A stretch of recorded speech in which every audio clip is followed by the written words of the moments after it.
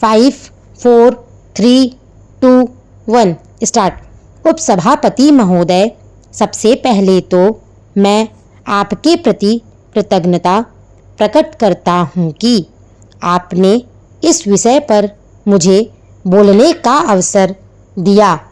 आज इस विषय का महत्व और बढ़ गया है क्योंकि पिछले साल देश के 12 से भी अधिक राज्यों में सूखे का प्रभाव रहा और 3-4 राज्य पूरी तरह से बाढ़ से ग्रसित रहे। महोदय, उसका दुष्परिणाम न अभी देश पर से समाप्त हुआ है न उस इलाके के किसानों पर से समाप्त हुआ है। एक बात का मैं और उल्लेख करना चाहता हूँ कि एक के बाद एक नई घोषणाएं की गईं। जैसे अभी मंत्री महोदय ने कीमतों में वृद्धि की घोषणा की। मैं बैठे बैठे उन दरों को देख रहा था। मेरी एक बात समझ में नहीं आई कि भारत की कृषि में जूट और पटसन का कोई स्थान है या नहीं है। इनमें किसी वृद्धि का उल्लेख नहीं किया गया है, लेकिन अब तक देश के अंदर कई बार बीमा की चर्चा हो चुकी है। मैं आपसे कहना चाहता हूँ कि जिस प्रदेश से मैं आता हूँ उसे बाढ़ ने 3-4 बार बर्बाद किया है और अभी इसी साल 5वीं बार किसानों को मार्च और अप्रैल के अंत में ओलों ने बुरी तरह से बर्बाद कर दिया है। अन्य कई प्रदेशों को भी बर्बाद कर दिया है।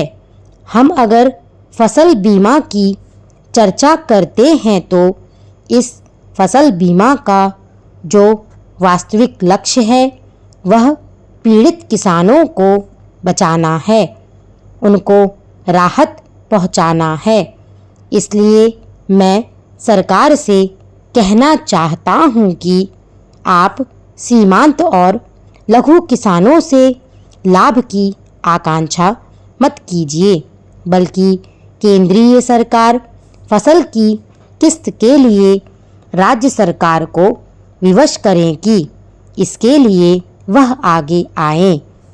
महोदय, देश का जो किसान है उसमें से लगभग 80% किसान सीमांत और लघु किसान हैं और केवल 20% किसान ऐसे हैं जो लघु और सीमांत किसानों के ऊपर हैं।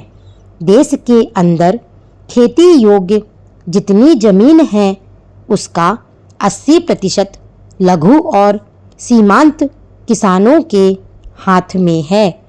अभी हमारे मित्र ने इस देश की आबादी के बारे में चर्चा करते हुए कहा कि अभी तक हमारी आबादी का 80% गांवों में है जो खेती पर निर्भर है। उसके पास कोई दूसरा साधन नहीं है। वह या तो लघु किसान है या खेतिहर मजदूर है। अन्य कोई काम उसके पास ना होने से उसकी अवस्था खराब हो गई है।